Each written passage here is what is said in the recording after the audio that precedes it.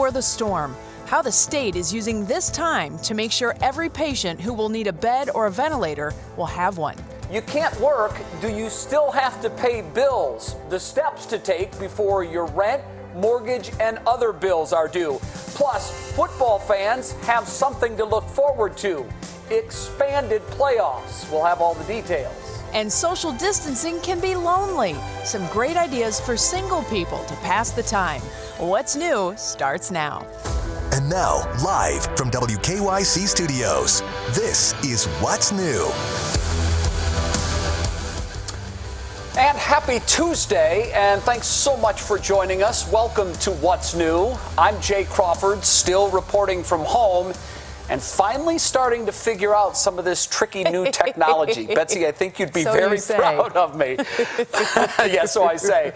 My co-host Betsy Kling back at the 3 News studio, and I want to remind everybody before we get started that we are awaiting President Trump's comments. I'm told now that his news briefing today scheduled to begin around 5:15. When that happens, we will make sure we take you there live. In the meantime, Betsy, if you would, please get us caught up to date with some of the latest coronavirus headlines. Of course, let's get started. There are now 2,199 confirmed coronavirus cases in Ohio. Total deaths in the state are now up to 55, and there are nearly 200 patients in intensive care units. Wall Street capped off its worst quarter since 2008 and one of the worst in its history. All 3 averages are reflecting the economic impact of the coronavirus. The S&P 500 ended with a first quarter drop of 20%. And locally, 6 Berea firefighters and paramedics have tested positive for the coronavirus. They and their families are now in quarantine, and any employees who had contact with them were sent home for at least 1 shift. Well, in this fight against the coronavirus, Ohio's leaders have been focused on maintaining stock of medical supplies and critical equipment. Our Laura Queso has more on a just-announced state order. Hi, Laura.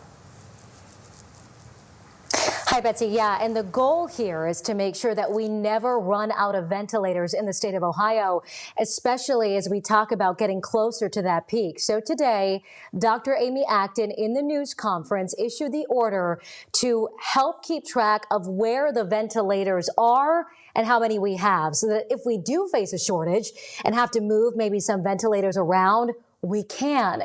The governor says state leaders are also working independently to secure more ventilators. This also includes CPAP and BPAP machines. There are exceptions, though, like ventilators you may be using for personal use. Those do not have to be reported at all. Dr. Amy Acton says what we are doing now is working. We are not yellow in Ohio. We've moved to the blue phase. How tall that is, how many cases we will have, how many deaths, when exactly that peak will be. There's some differences. And again, projections are showing that peak could be in a couple of weeks. That's mid to late April. And they're saying that at that time, we could see up to 10,000 new cases each day, Betsy. Laura Queso, 3 News. All right. Thank you for that, Laura, certainly. And late this afternoon, Russ Mitchell talked with Dr. Amy Acton. She had some predictions, updates for us, and also some words of encouragement as the state fights the coronavirus. Tonight, that will air on What Matters Most at 6 and later on What's Next at 11. Jay? Betsy, first up on your feed at 5, the Washington Post is now reporting that the CDC is considering recommending we all wear masks. And that, of course, would be a reversal from their earlier stance on this issue.